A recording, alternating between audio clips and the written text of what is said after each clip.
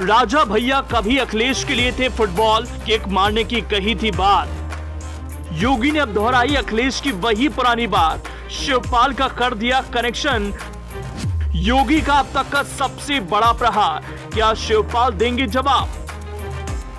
प्रसपा अध्यक्ष शिवपाल यादव की जुबान पर शायद ही कभी मुख्यमंत्री योगी आदित्यनाथ के खिलाफ बात रही हो, शायद ही कभी उन्होंने सीएम योगी पर तंज कसा हो, शायद ही कभी शिवपाल ने योगी को निशाने पर लिया हो।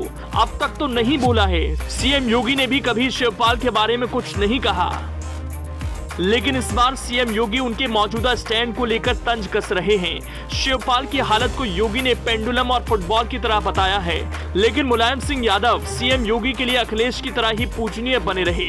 मुलायम को योगी दिल से याद कर रहे हैं। करहल में सीएम योगी ने सपा के पितामह मुलायम सिंह यादव की कही बात को याद किया।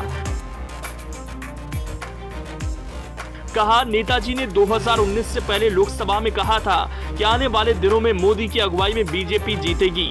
उनके आशीर्वाद से बीजेपी लगातार जीत रही है। आजमगढ़ और रामपुर में भी हमारे उम्मीदवार जीते। अब उनके आशीर्वाद से मैनपुरी में कमल खिलेगा।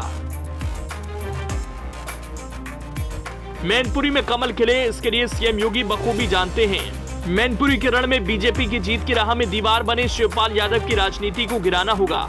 इसीलिए सीएम योगी शिवपाल की मौजूदा राजनीतिक स्थिति का वर्णन कुछ इस तरह से कर रहे हैं। कह रहे हैं,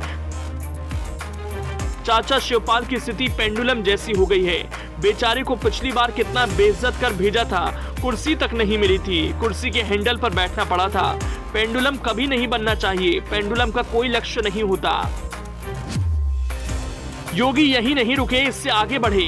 कभी अखिलेश यादव ने प्रतापगढ़ के कुंडा के राजा भैया को फुटबॉल की तरह नचाने की बात कही थी। अब शायद ये बात कहते हुए सीएम योगी को अखिलेश का राजा भैया पर वो निशाना याद आ गया होगा।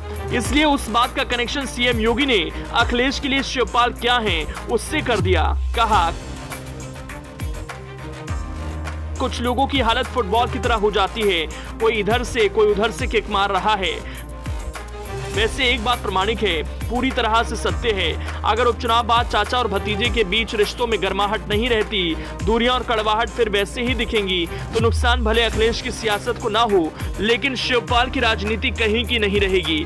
ना वो किसी के विश्वास पात्र रहेंगे, ना उनकी राजनीति पर कोई भरोसा करेगा।